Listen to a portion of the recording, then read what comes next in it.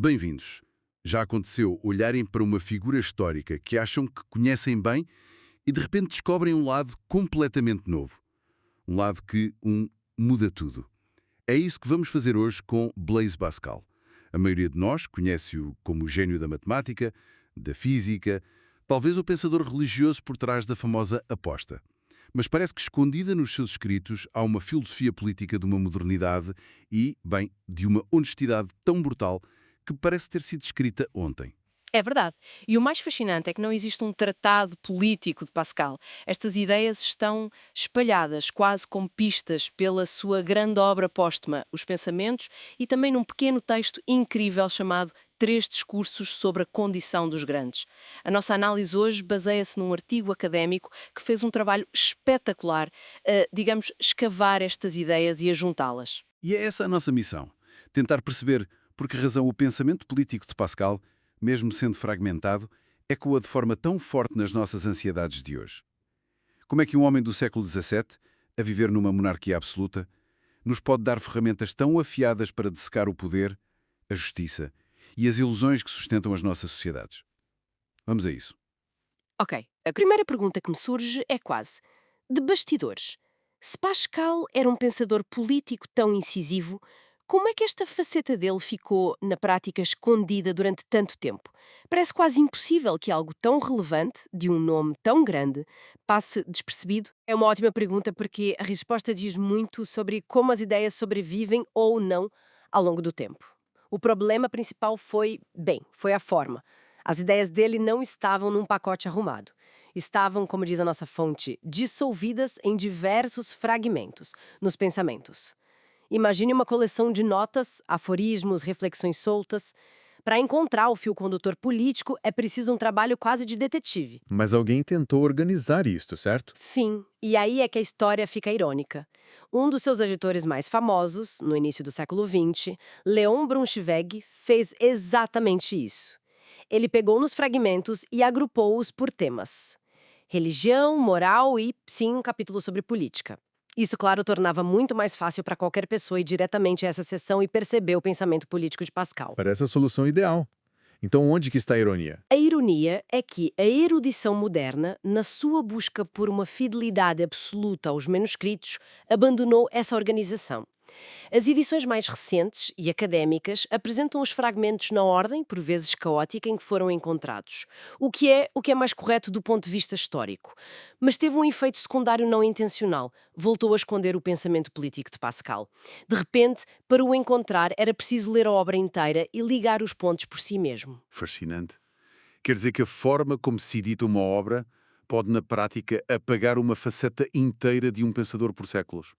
Vai-nos questionar que outras versões de grandes filósofos podemos ter perdido só por causa de uma decisão editorial. Exatamente.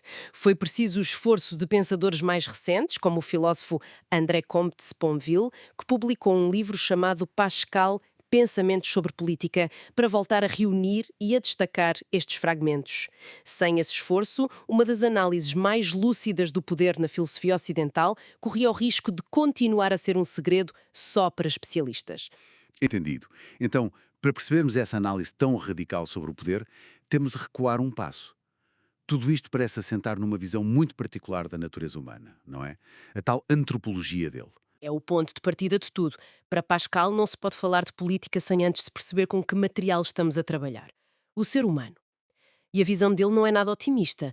Ele não nos vê como seres racionais que ocasionalmente erram. Ele vê-nos como fundamentalmente limitados, frágeis. A frase mais famosa sobre isto, do fragmento 199, é pura poesia filosófica. Ele descreve o homem como um nada em relação ao infinito, tudo em relação ao nada, um meio entre nada e tudo. Um meio entre nada e tudo. Uau! É uma imagem frutíssima. Mas o que é que isso quer dizer, na prática? Que somos, sei lá, medíocres? Que estamos presos no meio? Significa que estamos presos no meio, incapazes de compreender verdadeiramente os extremos. Não conseguimos conceber o nada absoluto nem o infinito. E como a nossa mente está confinada a este espaço intermédio, a nossa razão também está. Ao contrário de outros filósofos da sua época, como Descartes, que viam a razão como uma ferramenta quase divina, Pascal via-a como algo profundamente falível. Ele tem uma citação fantástica sobre isto. O último passo da razão é reconhecer que há uma infinidade de coisas que a ultrapassam. Gosto disso. É uma espécie de humildade intelectual. Mas qual é o impacto disto na política? É um impacto demolidor. Se a nossa razão é tão limitada, então toda a ideia de que podemos sentar-nos e, através da pura lógica, desenhar uma sociedade perfeitamente justa ou descobrir um direito natural é uma ilusão. É uma arrogância perigosa. Nas palavras dele, a bela razão corrompeu, tudo corrompeu.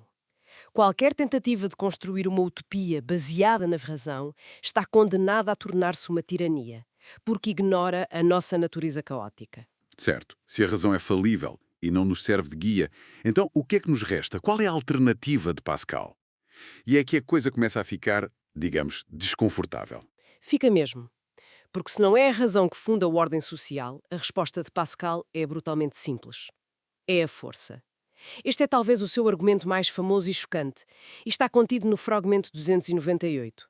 Ele começa com um dilema que parece clássico. A justiça sem a força é impotente. A força sem a justiça é tirânica. Ok, até aqui tudo bem.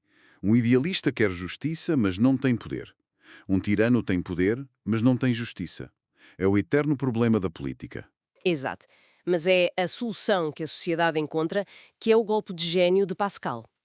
A solução lógica seria dar força àquilo que é justo.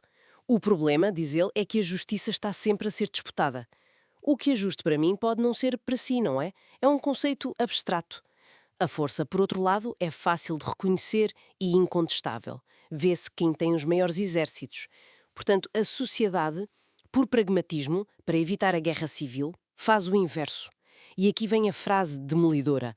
Não podendo fazer com que o que é justo fosse forte, fez-se com que o que é forte fosse justo. Uau! Espera aí, vamos digerir isto. Ele não está a dizer que o poder corrompe a justiça.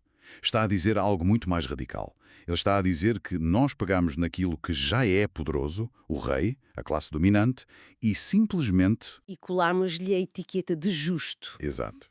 A ordem social não é a justiça a tornar-se poderosa. É o poder a ser disfarçado de justiça. É precisamente isso. A lei não existe porque é justa. Ela é considerada justa porque existe e tem a força para se impor. É uma inversão completa da forma como estamos de pensar nas nossas instituições. Mas isso parece terrivelmente cínico. Uma sociedade que se baseia só na força bruta não devia colapsar em revolta constante? Como é que os governos se mantêm de pé com uma base tão frágil? Não pode ser só medo? Essa é a pergunta crucial. E é aí que Pascal introduz o seu segundo conceito-chave. A força estabelece o império, mas o que o mantém, o que lhe dá estabilidade, é a imaginação.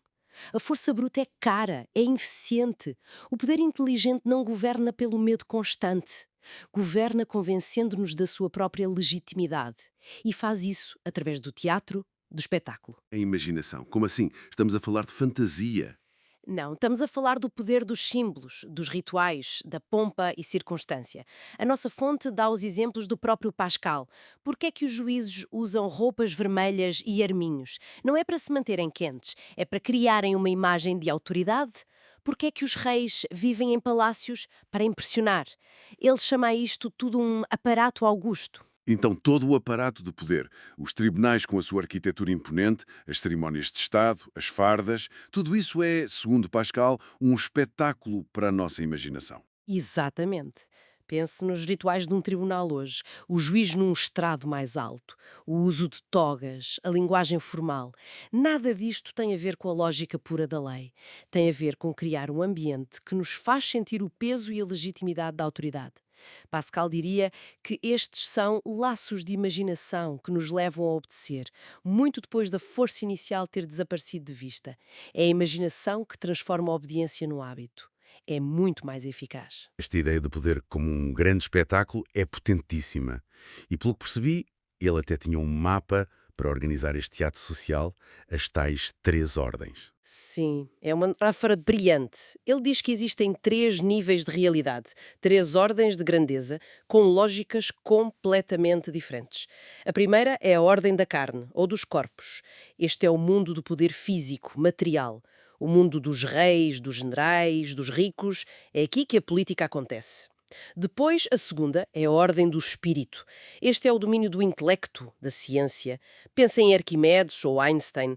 A grandeza deles não vem de exércitos, mas da mente. E a terceira, a mais elevada, é a ordem da caridade. Esta é a ordem da santidade, da sabedoria divina, da verdadeira justiça aos olhos de Deus.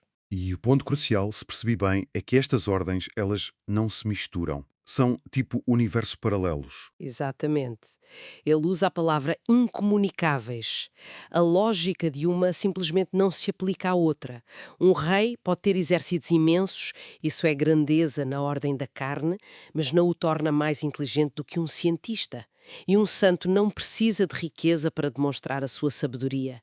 Cada grandeza é suprema no seu próprio domínio. É por isso que muitos dos nossos debates políticos são tão frustrantes. Como assim? Pense num ativista, a argumentar a partir de uma lógica de moralidade, da ordem da caridade, a tentar convencer um CEO focado em lucros que opera na ordem da carne. Eles estão a falar línguas diferentes. Os seus valores são incomensuráveis. Pascal diria que é um diálogo de surdos. É uma ferramenta de análise incrível. E é com este mapa na mão que ele vai aconselhar um jovem duque nos 3 discursos sobre a condição dos grandes. É fascinante. É quase como se ele estivesse a dizer: ok, o jogo é este. Agora, deixa-me explicar-te as regras para não te perderes na tua própria importância. É precisamente isso. É um manual de instruções para quem nasce no poder. E aqui ele faz uma distinção absolutamente central entre 2 tipos de grandeza. Primeiro, as grandezas de estabelecimento. São as posições que dependem de convenções humanas. Ser rei, duque, juiz, são arbitrárias. O jovem duque não fez nada para merecer o título, foi um acaso. E o segundo tipo? O segundo tipo são as grandezas naturais. Estas são qualidades reais da pessoa. Ser inteligente, ser virtuoso, ser forte. São qualidades intrínsecas, não dependem de um decreto. E o conselho para o jovem nobre é distinguir entre as duas. Sim, é um conselho de duplo pensamento, de uma lucidez estonteante. Ele diz ao Duque, em suma, exija o respeito exterior que é devido à sua grandeza de estabelecimento. As pessoas devem fazer-lhe a vénia. Porquê? Não porque você o mereça, mas porque este teatro é necessário para a paz social. Se as pessoas deixarem de respeitar os símbolos, vem o caos. Mas, continua ele, no seu pensamento interior, saiba sempre que essa honra não lhe é devida por mérito pessoal. Você é um homem como qualquer outro. É quase uma síndrome do impostor, mas ao contrário. Ele está a dizer-lhe: olha, tu és o impostor. Age como se não fosses, mas no fundo tu sabes a verdade. É uma carga psicológica brutal. É uma exigência de uma clareza mental incrível. E a segunda parte do conselho é ainda mais radical. Ao mesmo tempo que exige o respeito exterior, preste o respeito interior que é devido às grandezas naturais de qualquer pessoa, mesmo do seu servo. Se o seu criado for mais sábio ou virtuoso, reconheça essa superioridade no seu coração, mesmo que exteriormente ele lhe deva obediência. Ok, chegamos ao ponto principal. Estamos a falar de um pensador monárquico do século XVII.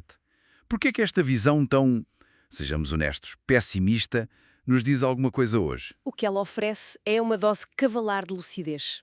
O ceticismo radical de Pascal funciona como um antídoto contra as nossas próprias ilusões políticas.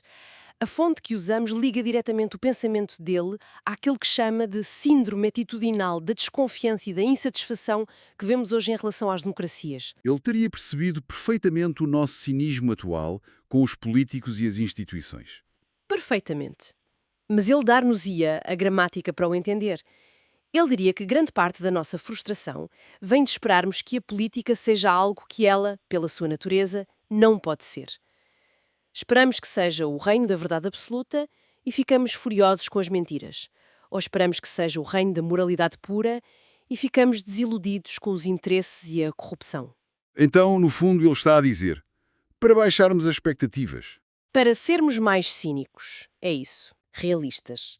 Ele adverte contra 2 tipos de tirania muito modernos. Primeiro, a tirania dos especialistas, dos tecnocratas, que acham que podem governar com base em dados puros. A ordem do espírito a tentar dominar a da carne, ignorando as paixões e os medos das pessoas. E, por outro lado, a tirania dos moralistas, que querem transformar a política numa cruzada do bem contra o mal. A ordem da caridade é invadir a política. Para Pascal, a política pertence à ordem da carne. É o reino da concupiscência organizada. É uma arena para gerir o caos, não para o eliminar e alcançar o paraíso na terra.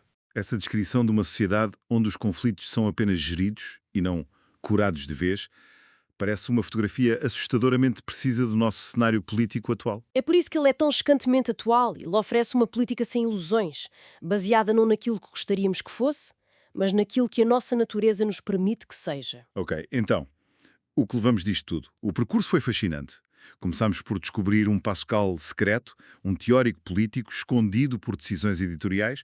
Depois vimos que a base de tudo é a sua visão da insuficiência humana, a nossa razão é limitada, e isso levou-nos à sua tese mais explosiva, que a política é, na sua essência, força, disfarçada de justiça pelo poder da imaginação, e, por fim, vimos como ela organiza este mundo nas três ordens e usa essa distinção para dar conselhos de uma lucidez quase cruel. Um resumo perfeito. Ele desconstrói as fundações da autoridade para nos mostrar as engrenagens por vezes pouco bonitas que a sustentam. Para terminar, quero deixar um pensamento final provocador que vem da nossa fonte. O autor afirma que, para Pascal, a tentativa de tornar a sociedade mais justa, de realmente alinhar a força com uma justiça ideal, é a última e a mais perigosa das ilusões. Num mundo que enfrenta crises políticas e uma desconfiança crescente nas instituições, fica a pergunta: será que esta perspectiva profundamente pessimista é, na verdade, um ponto de partida mais realista e talvez até mais útil do que os ideais otimistas a que nos habituámos a agarrar? Será que aceitar a imperfeição da política é o primeiro passo para a conseguirmos melhorar um pouco, em vez de nos frustrarmos na busca de uma perfeição que, segundo Pascal, nos levará sempre à tirania?